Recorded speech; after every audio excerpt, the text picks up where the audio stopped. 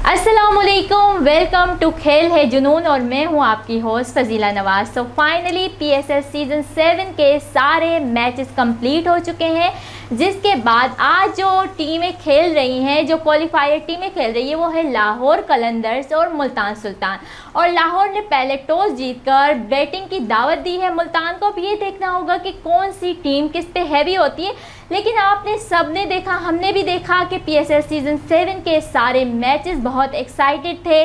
कभी हमें ऐसे मोमेंट्स देखने को मिले जिसमें अप्स एंड डाउन्स, जिसमें हमें देखने को मिला कि बहुत से ऐसे मोमेंट्स थे जो अनफॉरगेटेबल थे। किसी को थप्पड़ पड़ी तो किसी ने पीएसएल को खैराबाद कह दिया। सिर्फ यही नहीं, और तो और जो आज से स्टार्ट होने जा रहे हैं वो बड़े एक्साइटेड मैचेस खेले जा रहे हैं, जो कि क्वालिफायर राउंड है। इससे पहले मैं अपने प्रोग्राम को आगे बढ़ाऊँ, मैं यहाँ पर इंट्रोड्यूस करवाती चलूँ अली रज़ा मज़र को, जिन्होंने क्लब क्रिकेट भी खेली है और इनको माशाल्लाह से क्रिकेट के हवाले से नॉलेज भी काफ़ी है। तो अस्सलाम वालेकुम अली, कैसे हैं आप? वालेकुम अस्सलाम, कैसी हैं आप? ठीक हैं अल्हम्दुलिल्लाह, मैं ठीक। बहुत शुक्रिया कि आपने हमें ज्वाइन किया। थैंक यू सो मच जी, मुझे भी बहुत अच्छा लगा आपके शो में आके। और अली, पीएसएल सीज़न 7 के मैचेस आपने ऑब्वियसली देखे होंगे, तो आप क्या कहना चाहेंगे कि कैसे रहे थे पूरे मैचेस जो हुए? पूरे जी, सबसे जो पहली बात है वो पीएसएल का पाकिस्तान में होना बहुत एक पॉजिटिव साइन है। क्राउड 25% अलाउ किया गया है कोविड की वजह से, तो वो एक बड़ा पॉजिटिव साइन है। लोग देख के उसको खुश हो रहे हैं। सेकेंडली ये कि जो लोकली लोगों के सामने जब टीमें खेलती हैं तो क्रिकेटर्स का जो कॉन्फिडेंस लेवल है वो बढ़ता है, तो उससे जो है वो नेक्स्ट जनरेशन, मतलब आने वाला फ्यूचर जो है हमारा, वो और ज़्यादा अच्छे तरीके से ग्रूम होके हमें फ्यूचर के अंदर अच्छे सुपरस्टार मिलेंगे।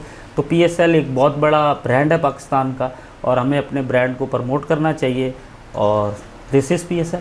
Okay, this is PSL. तो मैं यहाँ पर अली आपसे ये पूछना चाहूँगी कि आज के जो मैच हो रहा है लाहौर और मुल्तान के दरमियान, तो क्या लगता है कि आपकी फेवरेट टीम कौन सी है, कि आज कौन सी टीम जीतेगी? देखिए, जेन्युइनली मैं पहले सीज़न से तो कोयटा को सपोर्ट करता था, but since last few seasons मैं लाहौर को सपोर्ट कर रहा हूँ।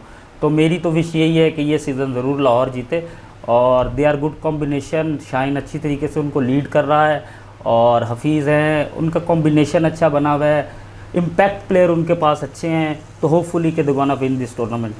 इंशाल्लाह, होपफुली के देखते हैं कि कौन सी। लेकिन आज आपने देखा होगा कि शाहीन ने पहले टॉस जीता और पहले जो है वो बॉलिंग चूज़ की, तो इस पे आप क्या कहना चाहेंगे? अगर आज ये मैच मुल्तान जीत जाती है तो इस पे आप क्या कहना चाहेंगे कि मतलब ऐसे क्या टर्निंग पॉइंट था जिसकी वजह से? ये तो उन्होंने एक टीम मीटिंग के अंदर डिसाइड किया होगा कि उन्होंने बॉलिंग करनी है या बैटिंग करनी है। पिच को देखा होगा, उसके बाद उन्होंने रियलाइज़ किया होगा कि उनका गेम प्लान क्या है।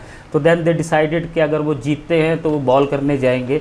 और जिस तरीके की उनकी बैटिंग की बेंच स्ट्रेंथ है, जैसे कि हफीज़ फॉर्म में है और फ़खर जमान फॉर्म में है, सॉल्ट फॉर्म में है, तो 3-4 दूसरे जो प्लेयर्स हैं गुलाम वगैरह, तो they are doing you know the good things for the team. तो होपफुली कि वो अच्छा करेंगे और वो चेस करने की तरफ जाएंगे, ये अच्छी बात है। और इवन आपने देखा होगा कि लास्ट मैच में जिस तरीके से शाहीन ने फिनिश किया था, तो उनके लिए 220 भी कोई बड़ा टोटल नहीं है, क्योंकि बाद में ना आपको पता है कि गेंद ना स्विंग होगा और ऑस भी मैटर करती है। तो ये सारी चीज़ें हैं जो मैच पे इम्पैक्ट रखती हैं। अच्छा, यहाँ पर मैं आपसे पूछना चाहूँगी कि कराची के हवाले से what do you think, Karachi का ऐसा क्या रीज़न थे जिसकी बिना से कराची ने एक रिकॉर्ड भी कायम किया है, और परफॉर्मेंस के हवाले से आप क्या कहना चाहेंगे? देखें, पर्सनली कराची के साथ इस सीज़न में बैड लक इसलिए रही है कि उनके पिक्स सही नहीं थे, कॉम्बिनेशन नहीं बना उनकी टीम का। और सेकेंडली वो जो कॉम्बिनेशन बनता है तो कुछ इम्पैक्ट प्लेयर्स होते हैं जो क्लिक करते हैं, जैसे कि बाबर कर रहे थे तो उनका कोई साथ नहीं दे रहा था, या शर्जील कर रहे थे तो बाबर जल्दी आउट हो रहे थे, और बाद में उस चीज़ को कोई कैरी या फिनिश नहीं कर रहा था। सेकेंडली पर्सनली मेरा जो अपना ओपिनियन है, उसके हिसाब से उनकी बॉलिंग इतनी स्ट्रॉन्ग नहीं थी, नबी फॉर्म में नहीं थे जो अफगानिस्तान से उन्होंने पिक किया था। तो that's why I think so कि Karachi hasn't done the good things for them. तो कराची की मतलब आप ये कहना चाह रहे हैं जो सिलेक्शन, टीम सिलेक्शन बिल्कुल भी सही नहीं थी? एग्जैक्टली मैंने आपको यही कहा कि उन्होंने जो ड्राफ्ट में पिकिंग की है वो उनकी इस साल सही नहीं थी। जो उनके इम्पैक्ट प्लेयर थे वो दूसरी टीमों में चले गए थे, जैसे जॉर्डन वगैरह जो लास्ट 1-2 सीज़न इनके लिए खेल चुके हैं, तो पिशावर ज़ल्मी के लिए बहुत अच्छा कर रहे हैं। तो ये सारी चीज़ें। और आप मुल्तान के हवाले से क्या, क्योंकि मुल्तान जो है इस साल सबसे ज़्यादा विनर टीम रही है, सबसे ज़्यादा जो है मैचेस जीते हैं, तो मुल्तान के हवाले से आप क्या लगता है कि मुल्तान? देखें, मुल्तान ने आउट ऑफ 10 9 गेम्स जीते हैं। The first thing is that कि उनके पास एक बड़ा ऑनेस्ट कैप्टन है जो बड़ी सिंसेरिटी से क्रिकेट खेलता है, वो अपने आप को रिस्पॉन्सिबिलिटी लेके क्रीज के ऊपर जाता है। सेकेंडली उनके पास शान मसूद है जो बहुत अच्छा डिलीवर कर रहे हैं। सेकेंडली राइले रोसो है, टिम डेविड ने बहुत अच्छा किया उनके लिए। खुशदिल शाह बहुत अच्छे इम्पैक्ट प्लेयर हैं जो अच्छा फिनिश कर रहे हैं। यहाँ के काफ़ी मैचेस के अंदर उन्होंने कम बॉल्स पे इवन 250 से भी ज़्यादा स्ट्राइक रेट के ऊपर आके परफॉर्म किया है, तो वो उनके लिए बड़ा पॉजिटिव साइन है। सेकेंडली उनकी बॉलिंग, डेविड विली जो इंग्लैंड से हैं वो अच्छा परफॉर्म कर रहे हैं। शाहनवाज दहानी है, इमरान ताहिर तो एक वर्ल्ड क्लास बॉलर हैं, तो वो उनके लिए अच्छा परफॉर्म कर रहे हैं। जिम्बाब्वे से उन्होंने रजा बानी लिए हुए हैं, तो वो बड़ा अच्छा बॉलर है। तो दैट्स वाई मतलब कि उनका सारी एक टीम का कॉम्बिनेशन बना हुआ है। तो जो इम्पैक्ट प्लेयर हैं वो अपना काम कर रहे हैं, फिनिशर्स अपना काम कर रहे हैं और बॉलिंग कॉम्बिनेशन भी अच्छा है। That's why I think so कि मुल्तान इज़ डूइंग बेस्ट और होपफुली कि वो इस टूर्नामेंट के अंदर अच्छा करेंगे। अच्छा अली, आपने जैसे कहा कि टिम डेविड आज का जो है ना वो टीम का हिस्सा नहीं है, आज का मैच नहीं खेल रहे हैं, तो उसके क्या टीम पे क्या असर होंगे? देखें, मेरे और आपके अपने ओपिनियंस हो सकते हैं, हर बंदे का एक अपना माइंडसेट है, अपनी आइडियोलॉजी है, बट टीम मीटिंग्स होती है पिच को देख के हर मैच से पहले कि उन्होंने क्या करना है। तो मेरा ख्याल है कि आज उन्होंने ये बेहतर समझा होगा कि उनकी जगह जो उन्होंने रिप्लेसमेंट खिलाया है वो टिम डेविड से बेहतर है। और आपने शाहनवाज दहानी की भी बात की, लेकिन शाहिद आफरीदी जो है वो खास से नाखुश नज़र आ रहे हैं शाहनवाज दहानी की परफॉर्मेंस के। शाहिद आफरीदी का यही कहना है कि धानी ने इस साल जो है वो परफॉर्मेंस अच्छी नहीं की। इवन धानी ने है 4 से 5 मरतबा जो है वो पाकिस्तान टूर भी की हैं, लेकिन स्टिल वो अपनी परफॉर्मेंस शो नहीं करवा पा रहे हैं। देखिए, प्रीवियसली लास्ट ईयर धानी का जो सीज़न गया था PSL का वो बहुत अच्छा गया था, बट इस साल वो मतलब this year is trying to do his level best, वो बहुत अच्छे की कोशिश कर रहे हैं। तो होपफुली जो बाकी के मैचेस हैं वो उसके अंदर क्लिक करेंगे और अपनी टीम के लिए अच्छा करेंगे, और वो बहुत अच्छा बॉलर है और पाकिस्तान का फ्यूचर है, तो पाकिस्तान ने उस पर काफ़ी इन्वेस्ट भी किया है, तो होपफुली कि वो अच्छा करें। अच्छा, अभी जो PSL में हमें कुछ ऐसे चेहरे नज़र आए हैं जो हम कह सकते हैं कि पाकिस्तान टीम के आने वाले वक्त में वो पाकिस्तान के सुपर स्टार नज़र आएंगे, जैसे मोहम्मद हारिस हो गए। तो मोहम्मद हारिस जो इन न्यू प्लेयर्स ने जो हाइप क्रिएट की है वो हाइप ऐसे ही रहेगी या फिर ये हाइप जस्ट हमें PSL की हद तक ही नज़र आई? देखिए, नहीं, ऐसी बात नहीं है, टैलेंट तो है इन लड़कों के अंदर, और जो PSL के अंदर in front of crowd they are doing best things for themselves और their own teams as well. तो जैसे कि आपने जिक्र किया, हारिस हैं, कामरान गुलाम हैं, लाहौर कलंदर के लिए जो खेल रहे हैं, तो ये अगर फ्यूचर में इनको पाकिस्तान की तरफ से चांस मिलेगा तो इनके अंदर पोटेंशियल है और ये पाकिस्तान क्रिकेट के लिए अच्छा करेंगे, जो पाकिस्तान के लिए और PCB के लिए एक अच्छा साइन है। अच्छा साइन है, बिल्कुल। अच्छा, मुझे ये भी, आपने जैसे कामरान गुलाम की बात की, तो कामरान गुलाम के हवाले से मैं बात करना चाहूँगी। अली, कामरान गुलाम के साथ जो ग्राउंड में हुआ हारिस रऊफ की जानिब से, उस पर आप क्या राय रखते हैं? देखें, 2 तरीके की राय हैं, एक पॉजिटिव भी है एक नेगेटिव भी है, तो हर बंदे का एक अपना थिंकिंग पॉइंट ऑफ व्यू है। हम और आप इस चीज़ को, इस PCB को ये चीज़ ज़रूर करनी चाहिए थी कि उस चीज़ का नोटिस ज़रूर लेना चाहिए था, क्योंकि इससे पहले मैच फिक्सिंग वगैरह के बारे में इन लोगों ने, PCB ने कोई ज़्यादा एक्शंस नहीं लिए, जिसकी वजह से 2010 में पाकिस्तान क्रिकेट को बहुत ज़्यादा नुकसान हुआ।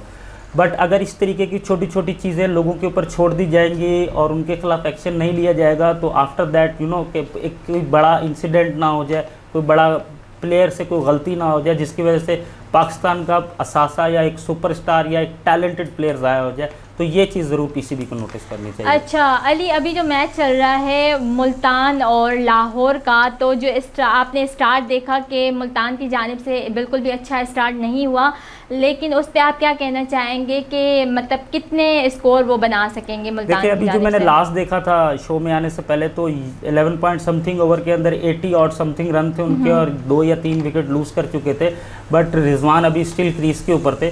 तो होपफुली के 20 ओवर में उनकी बेंच स्ट्रेंथ लंबी है, मतलब बैटिंग उनकी काफ़ी अच्छी है और वो अच्छा फिनिश करेंगे, तो मेरा ख्याल है कि 190 दे गोना रीच इजीली। अभी मैं आप लोगों को मुल्तान का स्कोर भी बताती चलूँ कि 150 स्कोर है, 2 आउट हुए हैं और 18 ओवर 19वें ओवर का जो है ओवर कंप्लीट होने जा रहा है। तो अब क्या लगता है कि 150 पे 2 आउट है, बस 1 ओवर की गेम रह गई है, 6 बॉलें रह गई है, उस पर आपको क्या लगता है कि कितने जो है रन्स होंगे? देखें T20 जो है ये तो फिनिश करने वाली साइड टाइप का गेम है, और इसमें अगर एक ओवर भी आपको अच्छा मिल जाता है 20 रन का, 22 रन का, 25 रन का, तो आपका स्कोर बूस्ट होके वो प्लस साइड पर चला जाता है। तो होपफुली के दुगुना फिनिश इन गुड साइड। और अच्छा, कल का जो मैच होने जा रहा है पेशावर ज़ल्मी और इस्लामाबाद, तो उस पर आप क्या कहना चाहेंगे कि देखिए कौन सी मेरा जहाँ तक पर्सनल ओपिनियन है, मेरे ख्याल से इस्लामाबाद यूनाइटेड जो है वो अच्छा करेगी, क्योंकि मैं आपको अभी मैंने क्रिक इन्फो पे ऑनलाइन पेज पे भी पढ़ा है कि एलेक्स हेल्स वापस आ रहे हैं कल का मैच खेलने के लिए। तो जब वो वापस आ जाएंगे तो वो एक इम्पैक्ट प्लेयर हैं, और अगर वो क्लिक कर जाते हैं, अच्छा बैटिंग करते हैं, तो इस्लामाबाद की बॉलिंग अच्छी है। और होपफुली आज़म खान है, आसिफ अली हैं, शादाब नहीं भी हैं, अनफिट भी हैं, लेकिन इनकी गैर मौजूदगी में अच्छा अली मैं आपको यहाँ पर बताती चलूँ कि जो है मैंने भी देखा है कि शादाब भी वापस आ रहे हैं टीम में। चलें, ये तो बड़ी अच्छी बात है उनकी टीम के लिए अगर वो खेलते हैं। यहाँ पर थोड़ी बात करते हैं इस्लामाबाद यूनाइटेड के हवाले से कि शादाब की जब कैप्टनसी नहीं थी, शादाब को इंजरी हुई थी, तो उस पर आपको क्या चेंजेस नजर आए टीम में इस्लामाबाद यूनाइटेड? देखिए शादाब जो है वो पाकिस्तान का वाइस कैप्टन भी है, और वो फ्यूचर लीडरशिप को भी कि वो जाके लीड करेगा, तो उसके पास एक एक्सपोजर या एक अच्छा एक्सपीरियंस है एज़ कंपैरेटिवली आसिफ अली के पास उतना एक्सपीरियंस नहीं है। तो दैट्स वाई कि वो इतना अच्छा कॉम्बिनेशन क्लिक नहीं हो पा रहा जितना कि शादाब की कप्तानी में हो रहा था। शादाब की कप्तानी में हो रहा है, तो कल देखना होगा कि शादाब के आने से टीम में क्या चेंजेस आते हैं और क्या टीम जो है वो कमबैक कर पाती है नहीं।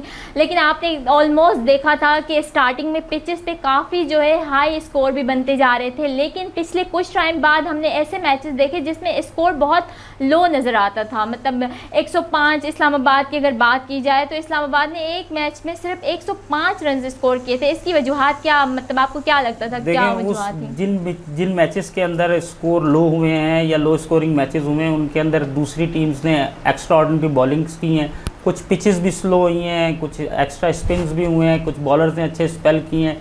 तो this things are happen because अगर T20 इसी चीज़ का गेम है कि अगर आपकी टीम अच्छा गेम खेलेगी तो वो 200 भी कर सकती है, बट अगर आपके 2-3 अच्छे प्लेयर्स जो है वो अच्छा नहीं कर पाते तो आप 100 के अंदर आउट हो जाते हैं। एक मैच में हमने देखा था, मुल्तान का मैच था जिसमें मुल्तान ने 245 रन स्कोर किए थे, सबसे हाईएस्ट स्कोर मुल्तान सुल्तान का रहा था। बस ये देखें ना, उस इम्पैक्ट उसके अंदर बड़ा इम्पैक्ट था राइले रोसो का, उसमें रिजवान ने बड़ा अच्छा डिलीवर किया था और इनकी बैटिंग क्लिक हुई और उन्होंने अच्छा स्कोर किया जो उनकी टीम के लिए अच्छा साबित हुआ। उनका रन रेट भी कहीं से कहीं चला गया उसकी वजह से। अच्छा, मैं आपको यहाँ पर बताती चलूँ कि मुल्तान की जानिब से बैटिंग कंप्लीट हो चुकी है और जो स्कोर है वो 163 है।